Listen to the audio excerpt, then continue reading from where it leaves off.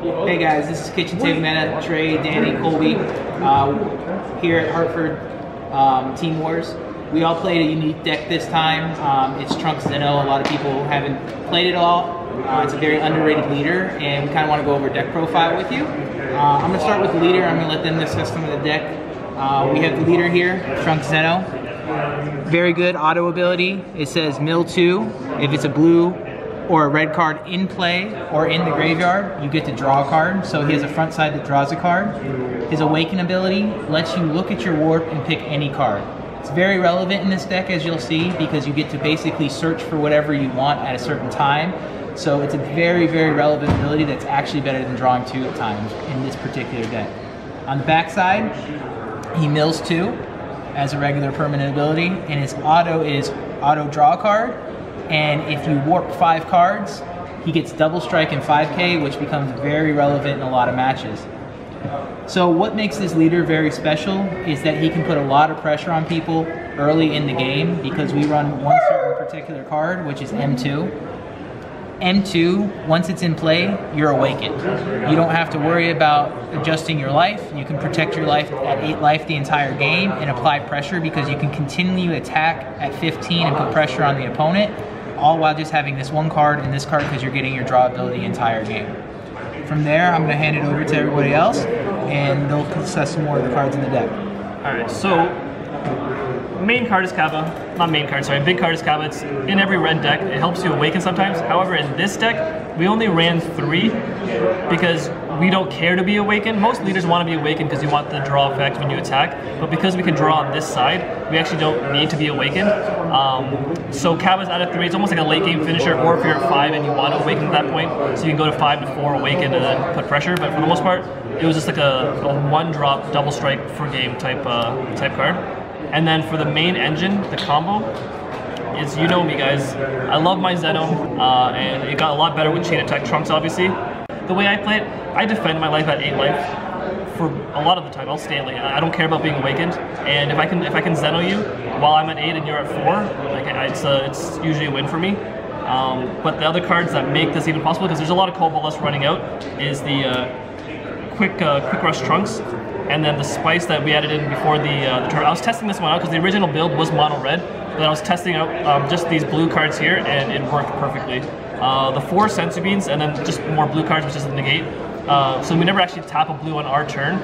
On our opponent's turn, we'll always have a blue up, and it's always free. All of our spells are free, basically. But the way the combo works is, I did this to a lot of my opponents. It was on turn 3, they'll tap out their yellow because they think I can't combo out. But on my turn 3, I'll just play Quick Rush Trunks. I'll attack with my leader. So I have 2 red and 1 blue. I play Quick Rush, I attack with my leader, I sensu, untap the 2 red, and then I can evolve on top afterwards and then play the Zeno. And people fall for it a lot of the time. Or another play is, you'll see later, is you can do it with Mass Save. Because a lot of people, you can bait out a lot of people with cards like veggies, right? They want to Cobalt Luster Mass Save because they don't want to lose their board. So you can play that, and then afterwards you just sensu, untap that thingy, and then evolve again, and you get it anyway. So they need like double lust a lot of the time. So that's the way, that's how this combo works out really well with sensu bean. That was like my favorite card in the deck for me this whole tournament. So that's the big combo part of the deck, and then Trey can take out the next one. I play the deck a little different sometimes. I would be different matchups. I'd be playing against Mass Saiyan a couple times, and I would literally just pass turn with all my energies open and leave myself at like 7 or 6 life, and because they're going to get some of their double strikes through with their furtherings, and you can't really help it. It's not going to be worth it you to keep like saving it. So I'd leave my energies up to topo them and topo them and topo them, and I would just keep making sure I don't waste these cards. And I would either put a pan out there, and the only difference between our decks, I was playing 3rd pan and they were playing a 3rd quick rush. And honestly, it doesn't really matter. It could be either one, or you could probably end up cutting a topo realistically, but I like topo a lot more. But basically, these cards are very important. Along with, you can chain attack this guy in. That's why I liked it, and it's also barrier. So barrier is really relevant against the Mecha and Ginyu matchups, because they can't shoot Geshigoku, and I sat in further and against them as well. So those cards are very relevant. Another card that was kind of important, the Bodyguard Logic. It gives you an extra attacker, and like sometimes a lot of decks right now aren't putting battle cards on the field like on turn 1 or 2, so it doesn't really ever come up that early. It's kind of a late game card when you need extra pressure, and it's also a free negate, like basically this is too. basically the deck can be played like as a tempo deck where I just Xeno you, or if you realize they're realizing you're trying to knock them low and then Xeno them, they'll defend themselves. So this will get charged, and you'll just use it for low energy for your bean and your gorgeous to defend yourself and gain advantage because your leader draws more cards than theirs does, and they're wasting cards. To the super combos, you played the best super combo in my opinion. The one is always live, pretty much after turn 2, because you play your overarm card on turn 2 and you'll have 5 in your warp, which you mill 2, and then your guard 2 goes to the warp at the end of the turn.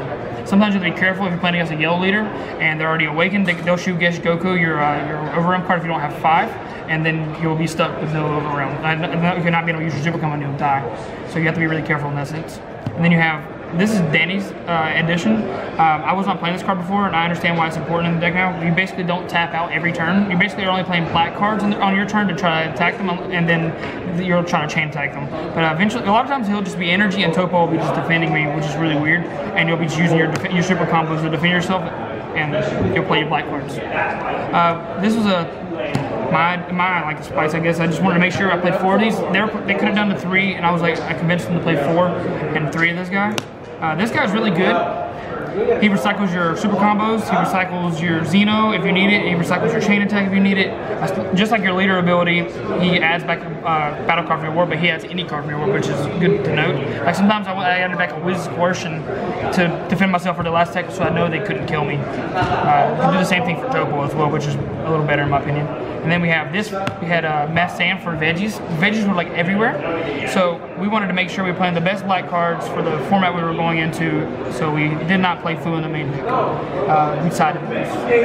That's it for the deck. For the side deck, they sided different than me. They were siding the Bardock engine, and these guys are literally just there to wipe apes off the field. I probably should have sided these, to be honest. One of my only losses was to apes, and I did not have a real way to deal with S3, so I feel like I should have sided these in, and I kind of regret it. He's also just really good when you don't even do the combo to evolve him. He's triple strike. Just triple strike 5k can catch a lot of people off guard after they've wasted a bunch of cards and you've zented them, because they're only going to have 5 cards to defend a 30k triple strike with. So he's very relevant just paying him 5 for him. Yeah, this was Colby's idea, was to play these, and then he was siding a 4th of one of these. I'm not sure how often that came up. It comes up in the Bloodlust matchup. When you're playing Bloodlust, they're gonna multiple times Bloodlust your combos. So I would always side this card in against the Bloodlust combos. And the reason I would do that is because it allows me to continue to get the combo attack. They kill it, then I can go back and get it again and keep recycling the combo over and over. And then Haru is like the most important one in my opinion. And then basically this is just the most important one in my opinion. Like every time I played against a green leader, and I only played against one, I was unfortunate. I really wanted to play against multiple. I played against Eon, which I think he got 2nd or 4th, I can't remember. Yeah. And I 2-0'd him because of this card, but he didn't know how to play against my deck. That's kind of one of the reasons. I also sided in Furthering, they did not. They were siding Time's Judgment. Or Colby was doing this one, I was doing the Furthering. You were doing Furthering? Yeah. So yeah, me and him had the same idea on that one. So the reason this was sided in on my thing is in our local meta, there's a lot of people who play Ginyu GT and a lot of rush decks.